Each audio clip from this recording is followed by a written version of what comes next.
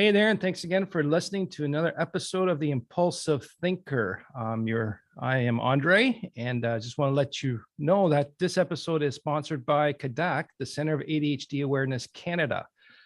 Today, I have a good friend of mine, Bill Bloom from Bloom Financial. Wow, I really messed that up on your behalf. So how about you just introduce yourself and what you do to everyone? Love it. So Andre, this is so much fun being a guest host on your show. I love your show. It's incredible with what you're doing. Thank you. And what I do is a couple of things. First and foremost, I'm a husband, I'm a father. Family always comes first. I love helping people figure out how to live the lifestyle that they would like to, that they would love to from a financial perspective. Based out of Chicago, Illinois, work with a lot of folks here in America, throughout the country. And it's all about figuring out your purpose and your passion in life. And that's what I help people do, especially on the financial side. And don't forget, you also are a podcaster. You host your own Retire As You Desire podcast. So there's a lot of good information there about finances and the entrepreneurial world too. So I'm a listener to that. That's really good. So Bill's here to have a conversation with me. He's our guest host. Now it's up to you to make this episode interesting, my friend. We are going to make this incredibly interesting. So here we go. So for your listeners out there, Andre is a high-level thinker, incredible human being, a family man. And I've got to know him over the years through Strategic Coach. And I'm just very grateful to be here today. So Andre, my first question for you is, you started your podcast. You had a mission, you put your plan together, you got the details together. What has the journey been like for you to really deliver this powerful message out to the world? Well, at first it felt like a massive chore to get all the final details together. But once I finished that first episode recording, and then it started to get out there, it's a lot of fun. I was afraid for a while that it would be a chore to get it done, to get people on and force the conversations, but it's very natural and I look forward to it. If it was up to me, I'd do this every day, 8 hours a day. But it's a lot of it is freeing, very freeing, that I've got like guest hosts like yourself, neurotypical or whatnot, that people are also learning a lot about ADHD, and also the ADHD entrepreneur who's also learning about their own ADHD. Because I'm getting a lot of comments from people who are not ADHD saying they're learning a lot, and it's clarifying a lot for them with people they work with or they live with ADHD. But right now, it's a fantastic, freeing form of conversation, and I get to meet a lot of great people, have a lot of great, deep conversations about the struggles and our successes of overcoming the symptoms, and just accepting ourselves to be. We are unique. Our brains wired differently. Like I said in the breakout room, suck it world. This is who I am and this is how I work. And there's only one way for me to work, and it's this way. Mm-hmm. And we can make it work for everyone else. As long as if it's reciprocated, that difference okay. And it is okay, because we are all different. It's okay to have ADHD. It's okay to have XYZ. We all have issues. That's all part of life. I wouldn't call them issues. It's a challenge. Like ADHD is not an issue. It's not an issue. It's not it's a neurobiological condition of the brain. It's wired differently. It's not that it's a challenge. Our brain's wired this way. It's just does not fit in today's world. That's where the challenge is that it's not suited for today's world. Working 8 to 5, doing things on a deadline. The priorities, if it's someone else's priority, our brain has a hard time making it a priority. Well, everyone else seems to, okay, Bill, that's a priority for you. It's due Friday, no problem. My brain goes, oh, that's a priority for you. I'm not really interested. So I got to do something. Oh, wait a minute, that's more fun to do. Or wait a minute, look at that squirrel. Right. So it's not we have an attention deficit. We have an abundance of attention. We have a hard time reining that in as per the terms and conditions of the societal world rules, right? Oh yeah, and by issues, I didn't mean about the ADHD. I just meant in life in general. Everyone has challenges. House construction, baby coming. There's just a ton of stuff going on, and that's like, keeping it together, keeping our head on straight. We were talking about this before we hit record. Everyone has things that go on in life. And during this journey, I bet you've helped countless number of entrepreneurs and people realize that they may have ADHD. Maybe they need to go get this looked at. Maybe this can improve their life. What does that mean to you? Oh, that's no, you're right. I've had a lot of conversations about this. I've had guest hosts come on and go get checked after the conversation. To me, that's the whole point of this. If it's resonating with you and you feel there's a challenge there, go get checked. It's validating to hear someone else is having the same challenges repeatedly. It might be in a different way, but the base kernel is the same. And then when I hear people say, that sounds a lot like me, I think I should get checked. Or if they come back, say, I got checked and it's true. Wow. That's huge. And, I think to me, I help someone realize something. Now they could put a name to it. Like everyone's worried about the label of ADHD, blah, blah. Yes, labels can have negative connotations, but they can also have positive. Like Bill, your name Bill is a label. Sure. Andre is a label for me, right? That's my label. That's your label. But since we can put a name to that challenge or what's been disrupting, or like what I always like to say was getting in my way, putting a name to it, now I knew what this invisible opponent was, and now I can challenge it and work with it. Yep. Now, Andre, yeah, you're absolutely right. How much are labels nonsense? Like labels are just nonsense, right? Wow, that's a fantastic question. There are nonsense. Yeah, that's a good one. I got so many different ways I can go on this. They are not, labels are all what you make them to be. Oh, wow. Okay? Yes. So if you say ADHD is a negative connotation, that's a bad label. Agreed. But that's because you're worried about what other people are thinking. True. Right? Like a lot of parents will say, I don't want my child labeled as ADHD, because it's not the kid's going to have problems being labeled as ADHD. They're actually going to get the help they need. Is that the parent is perceived now as having a problematic child. And it's not problematic. It's not problematic, but the label is there, the negative connotation label, and that's how you take it. Like for me, I know what it is. So it's a good label. It's a term. In a way, it's a term.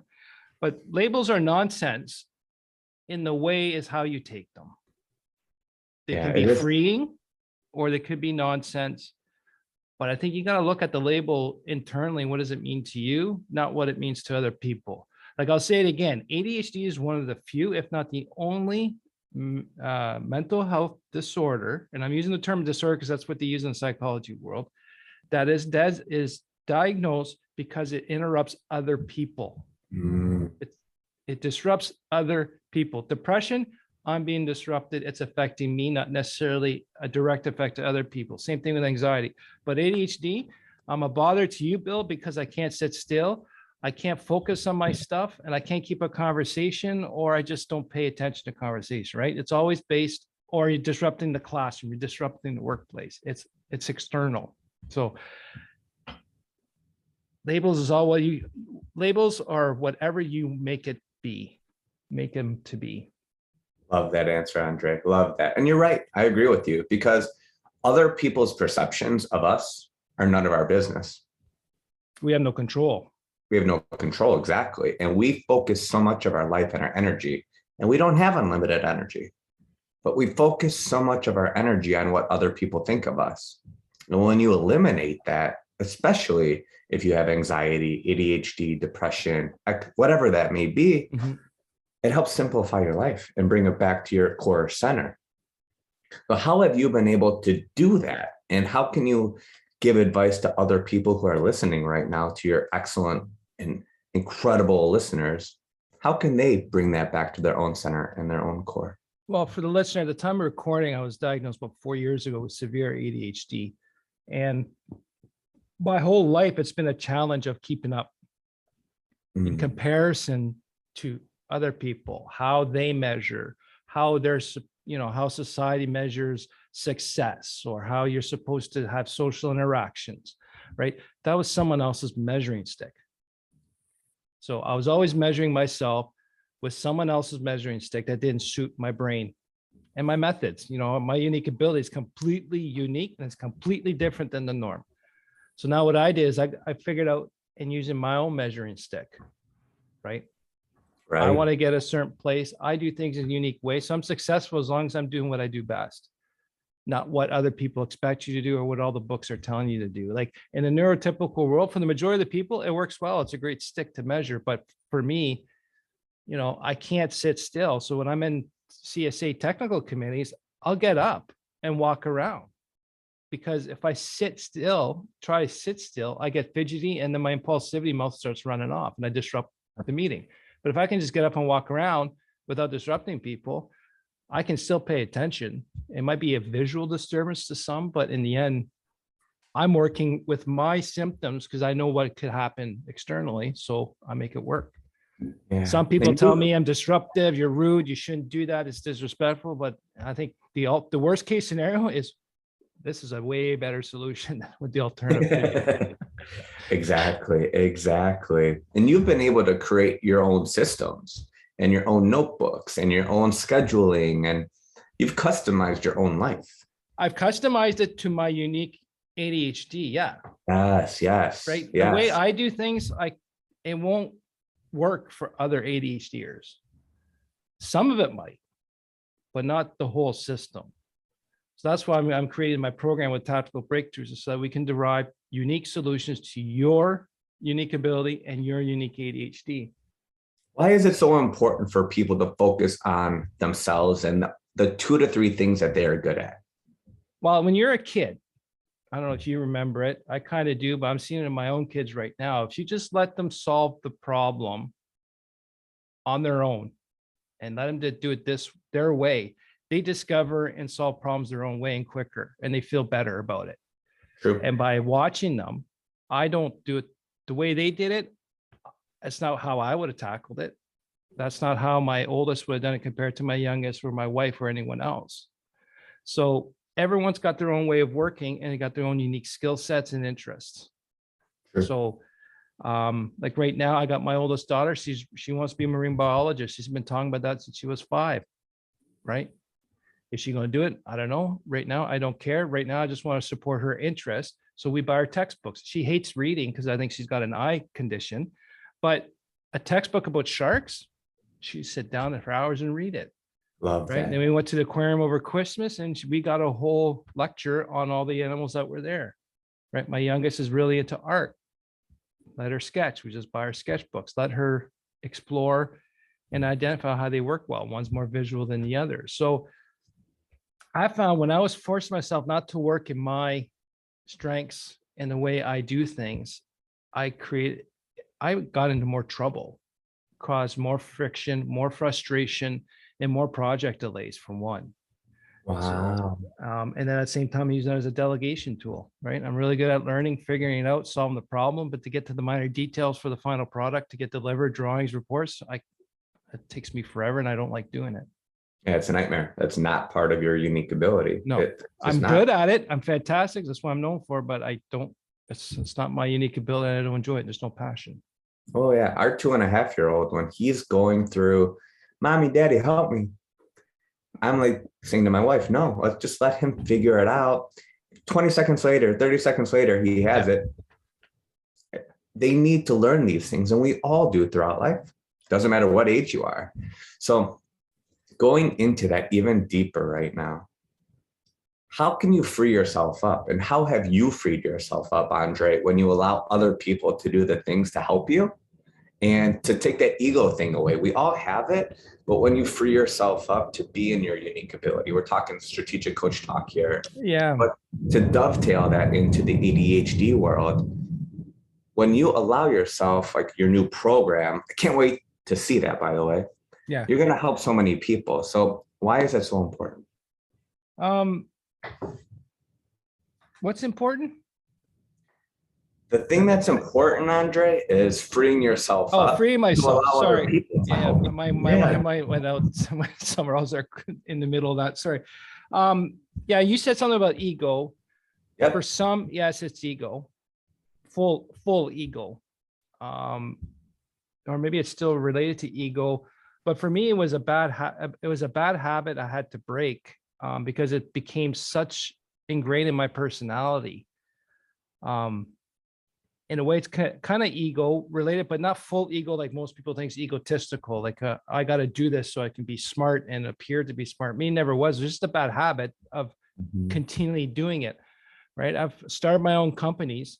You do everything, you keep going. I was raised to, I have to do everything. Right. Do it yourself. Or if you can't, what's the saying? The only way to do it right is do it yourself.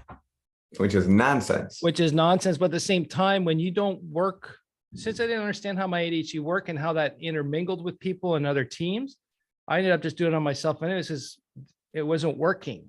So I just resorted to just doing everything by myself, university, school, or whatnot. So now it's me getting out of the bad habit of always doing it and realizing that that's, is a conscious decision for me to stop doing it and to delegate, like hiring a virtual assistant, having an admin on the team to do it. Now, like the one big thing I'm starting to do, all engineering projects, I'm no longer project managing ever again. So I bring on my team members to be on those meetings and site calls so they get the information. I don't have to regurgitate it to them. I solve the problem or point them in the right direction and they finish the job. Okay. So that frees me a lot more time to do more of these podcast interviews, develop my ADHD transformation journey program. I think that's the first time I actually announced that. And then not be as stressful or frustrated at the end of the day. And I'm trying to jam 200,000 things in a day. You can only do 4, which is an ADHD thing. Like a lot, I just listened to someone else who was saying, if I decide that morning I'm going to go to the dump and I get distracted with a bunch of stuff, I'm still going to fight and to the teeth. I will fight and argue that I said I was going to do it. I'm doing it no matter what at the end of the day. When I take that truck, I'll go. And then, but learning to let kind of that stuff go is very difficult, but it can be done. Now I just commit to 3 things a day and that's it. And if I want to add a bonus, only one at a time. Yeah, keeping it simple. That's amazing.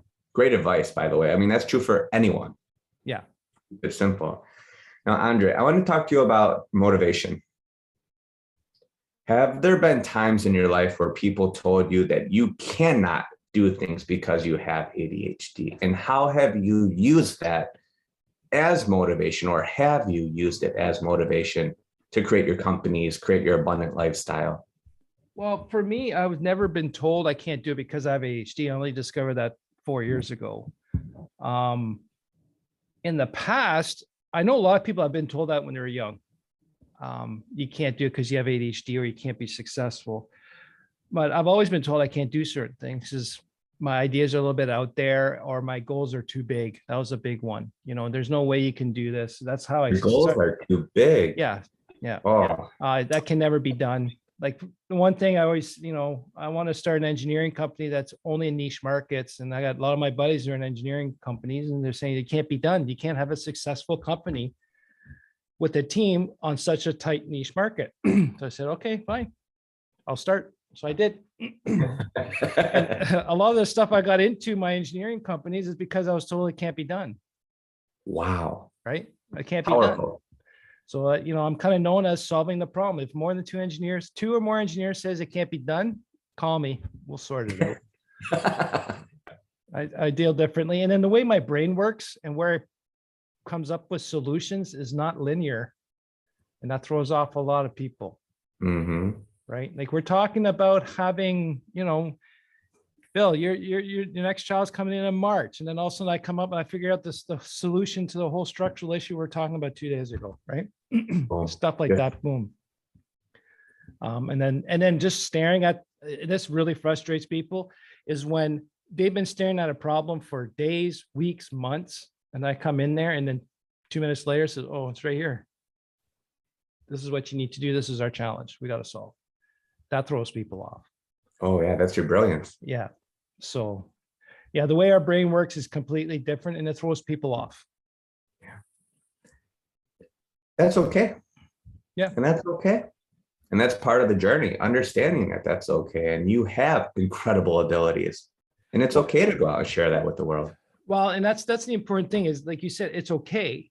And if you know that is how your brain works, one, your ADHD can cause challenges. So if you understand how your brain works, then you can get a lot of triggers and early warning systems in place, or create systems and structures to minimize that negative effect. And still, if you manage your symptoms, they are your strengths. So if I understand, say that again. So say that again. If you manage your symptoms, your ADHD symptoms, Mm-hmm. they are your ADHD strengths. Wow, powerful. So that's incredible to know. And if you don't manage your symptoms, then it becomes a disorder. Mm. That's the way I see it. A lot of people argue with that, but that's, to me, flip those, control and manage those symptoms, then there's a strength. But if you understand and know that and get it and understand what you're good at and understand your non-ADHD strengths, like your Colby, your strengths finders, your unique ability, you can't be stopped because you get how you work. And the other thing with all this, like Bill, I think a lot of people kind of don't quite understand, just because you know your unique ability, no one knows how to communicate it. True. So now you know how to communicate and advocate for yourself. No, Cindy, I can't do that because that's not my role. I don't like doing it because it'll take me 2 months to do and you need it tomorrow. Or you know what, customer Joe, I know you want me to do the project, but if I get my staff member who's a wizard at math and really likes this, it'll get done way quicker. And I'll guide them on the solution because I'm in the solution building. They're good at the execution of the solution. So it's just being able to communicate that way to people that most people, oh, okay, that makes sense, right? Because 9 times out of 10, I don't know if you, Bill, if you realize this, but I've had clients tell me, I don't care if you do it. Right. I just asked you to do it because I know it'll be done properly. You'll oversee it. I don't care who on the team it is. Right. So it's not necessarily you need to solve it and do it all. It's just that they know you're going to be there to support it. So true. People don't care. They just want to be taken care of. Right. And that's what you do. That's why you have your team. Incredible. So, yeah, but that to me, that's the big thing, is getting that clarity on who you are, how your brain works. If you got mental health conditions, depression, anxiety, or, even the maybe it's not, you need to go get help about it, but even just get your ego checked. Check your ego. Check your own ego. Like there's nothing wrong if you need to be the person who's always right, but just be aware of it, own up to it and say, at times it's very beneficial. At other times it's not beneficial. And when it's not beneficial, what can you do about it? Right. That's the mirror check. That's what I called the mirror check. When I started my first company, I just looked in the mirror. I said, what do I like about me? And I'm great. And what I don't like about me. And then I work backwards to see where to prevent those triggers to get to the bad apple Andre. Oh God. Yeah. Every day have a reality check with yourself. Ask yourself, who am I? Do I like who I'm becoming? Am I doing the right things? Because we all have things that we could eliminate or stop doing from our lives to help us, right? It sounds easy. But if you want to do it right, it's hard. It takes time. It's hard to be honest with yourself and truthful with yourself. Yeah. That's where you see a lot of growth. A lot of growth. And I think with your new project and the new offerings that you're going to be able to help people with, when you go back to that saying that you just said, when you really focus on your strengths and eliminate those weaknesses, wow, that's a home run. That's just an incredible thing. Not eliminate the weaknesses. Manage them. Right. Much better said, yes. Like it's too black and white, work only your strengths, get rid of your weaknesses. But, if you just manage the weaknesses, we can work more on our strengths. Right. Absolutely. But you gotta know what those are. Have to. Right. So important. Awesome. What's the one thing you'll take away from today? You just gave me so much clarity, Andre, from listening to you, from that statement that you said that I asked you to repeat. That's really the golden boulder from this conversation today. I don't believe in little things, not golden nuggets. I believe in big old golden boulders, right? Let's make them big. So I really believe that that's a core focus for people. It doesn't matter where you are, at what stage you're at in your life. If you can understand those things, I think that's a big breakthrough. So what you're referring to is where I always said unmanaged strengths are weaknesses, but if you manage Absolutely. your weaknesses or your ADHD symptoms, they become your strengths. Absolutely. And It's I think, amazing. and that's the biggest, I get that big feedback on that. And I think it's just a mindset shift in the way of looking at it differently. Correct. So, man, I really appreciate your time here today. Is there any way people are interested in your podcast where they should find you? Please head over to any of the podcasting stations that you listen to. It's called the Retire As You Desire podcast. And Andre has been a guest. That's an incredible show that you definitely want to listen to. I agree. If you're an entrepreneur, he brings on some really smart entrepreneurs who shares insights and experiences, and then also spins in some financing ideas or things you got to be aware of, especially as an entrepreneur, because just being an entrepreneur on its own, not even ADHD, we work differently than anyone else. So our financial drives and our goals are different, and we got to see our finances different. And that's what I definitely learned from your podcast. So I thank you for that. And to our listeners, I want to hear from you. What do you think about that statement? Managing your ADHD symptoms are your strengths. Let me know at questions@theimpulsivethinker.com. I would love to hear you or send a voice note. That'd be great. Bill, thank you very much. Andre, thanks for having me. And to you listeners, again, thank you very much. Please share this episode with anyone who think might benefit from it. Share, link to all that social media kind of stuff that I'm not really good at, but I am getting good feedback, and I'd like to share this message to the world. Thank you.